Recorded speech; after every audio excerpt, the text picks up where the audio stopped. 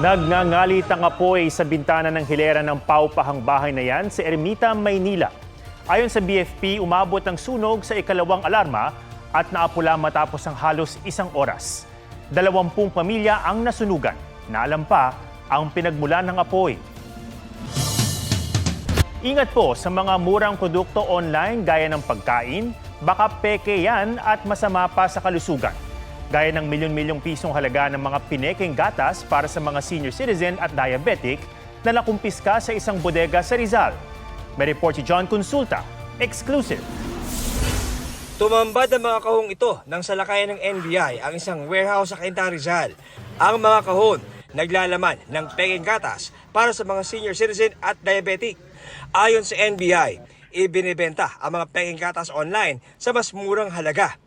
Ang ilan sa mga naharang na gatas, i-deliver na dapat. Kulang-kulang 4,000 na lata ang nakumpiska natin sa kanila na nagkakahalagang mayigit kumulang 5 million.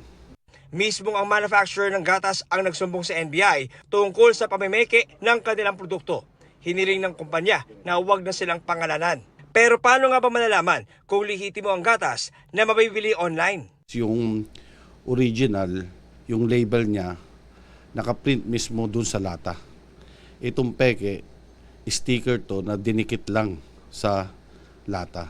Paalala na nagrereklamong kumpanya sa publiko, may mga impormasyon sa produkto na makakatulong para malaman kung lihitimo ang produktong nabili nila gaya ng factory details at batch number. Hindi natin sigurado kung anong content o ingredient ito. Hindi rin ito dumaan sa FDA.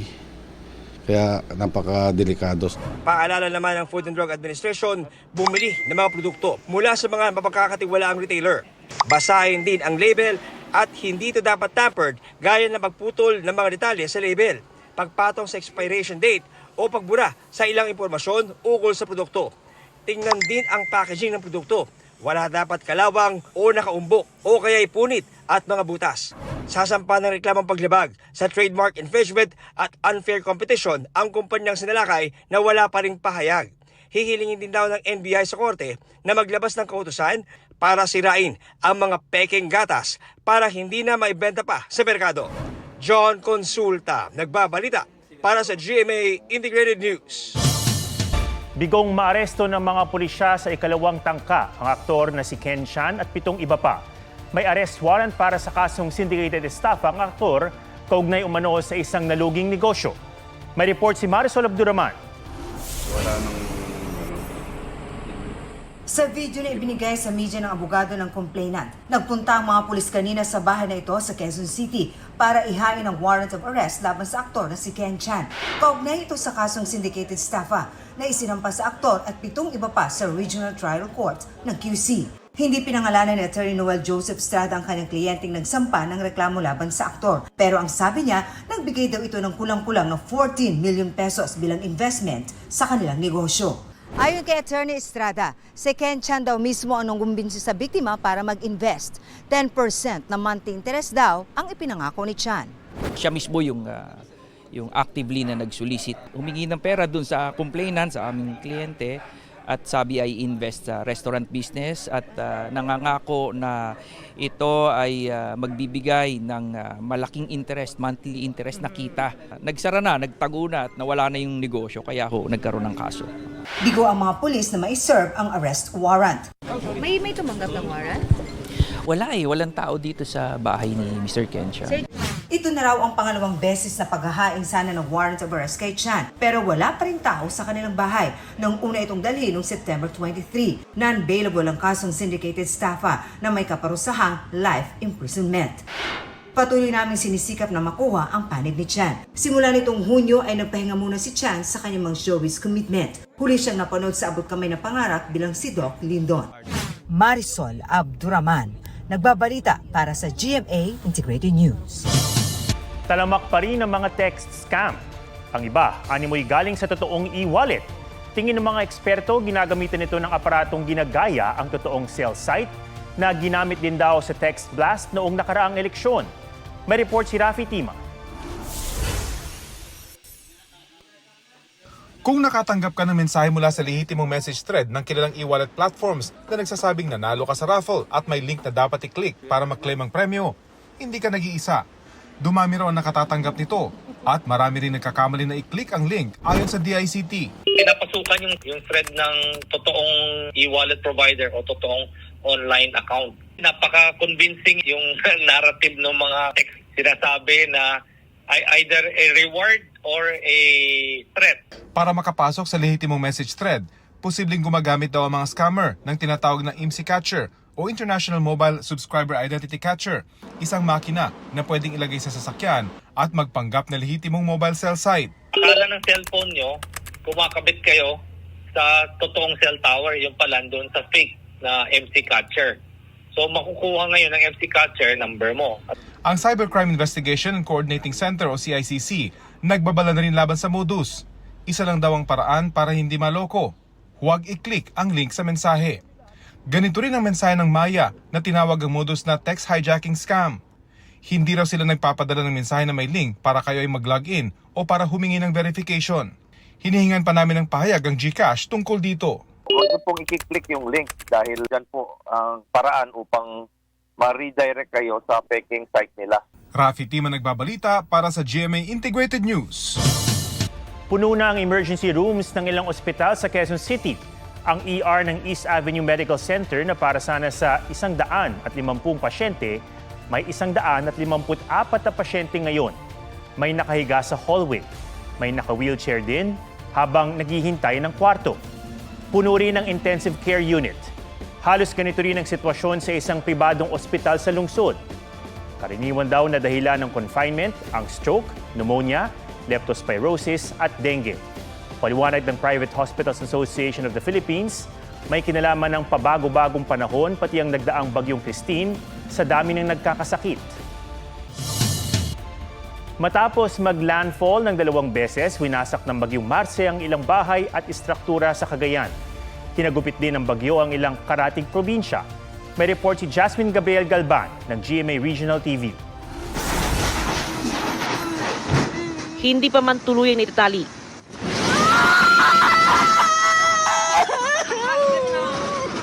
Pinangay na ng malakas na hangin ang bubong na yan sa Sanchez Mira, Cagayan kung saan nag-second landfall ang bagyong Marce. Nasira ang welcome ark ng bayan. Ang simbahang ito tuklap din ng bubong. Sa Santa Ana kung saan unang tumama sa lupa ang bagyo, nawasak ang kisame ng gusali ng MDRRMO at labi ng munisipyo. Bagong-bago pa lang tong building natin, hindi natin akalain sa sobrang lakas ng bagyo. Tila nilindol naman ang tindahang ito. Magdamag na umulan. Pahirapan na yung pagdaan ng mga sasakyan sa kalsada dahil na rin sa mga humambalang na poste ng kuryente at maging mga natumba o nabuwal na mga punong kahoy. Nang lumiwanag, mas banaag ang lawak ng pinsala. Bagsak ang kisame ng Santa Ana Commercial Center. Tumba ang dingding ng mga stall. May yero pang sumabit sa kawad ng kuryente. Nasira rin ang ilang paaralan at may barko pang sumadsad. Sa Santa Teresita, nalubog ang hektaryang sakahan. Malawakan din ang pagbaha sa bayan ng Bugay.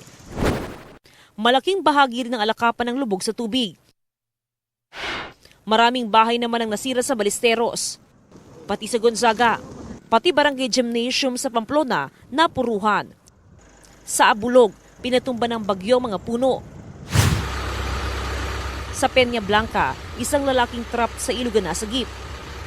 Dahil sa bagyo, nawalan ng kuryente sa 13 bayan at lungsod sa Cagayan.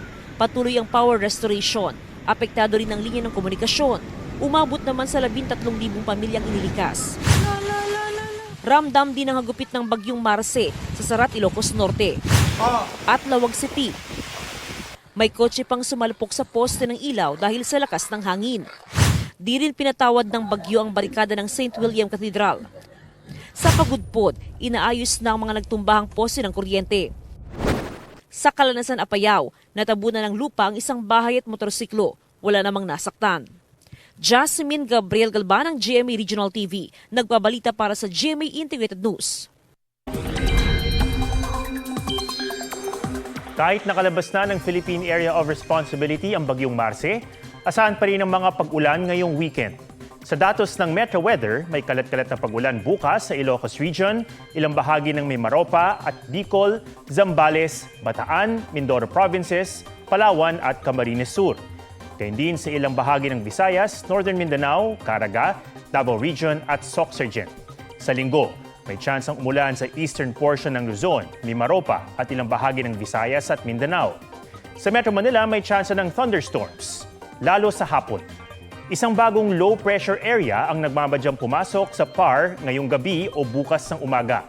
Mataas ang tsansa nitong maging bagyo at tatawagin niyang Bagyong Nika.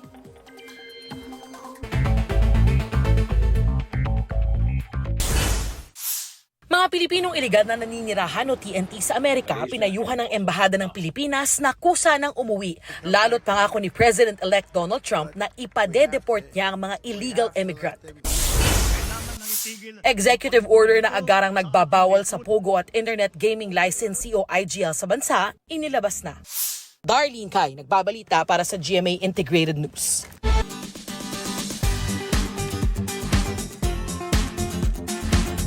Wala ka bang dalang drone? No problem yan sa small but terrible na bata sa Boracay na ang talento sa paghawak ng kamera pang malakasang drone shot ang atake. Usuan na yan sa report ni Joseph Morong. Sunset view with the fam. Talagang nasulit ni Isabela ang day 2 ng kanyang bakasyon sa Boracay. Souvenir at finest din ang drone shot nila courtesy of the drone himself, Michael. Mala stabilizer ang moves, may paikot effect pa. Paganyan ka ba? Wow, galing ah. Kaya naman achieve ang pinapangarap mong drone shots. How excited? Kung portrait ang nais, kaya rin yan ni Michael. Si Michael na nga raw mismo nag-offer ng kanyang photography skills kina Isabel. May tip man o wala. Grade 6 pa lamang, todo diskarte na sa buhay si Michael. Ang kaunting kita sa pagkuha ng litrato, nagagamit pandagdag baon sa eskwelahan. Kaya si Michael, winner sa puso ng netizens pagdating sa sipag at talento. Joseph Morong nagbabalita para sa GMA Integrated News.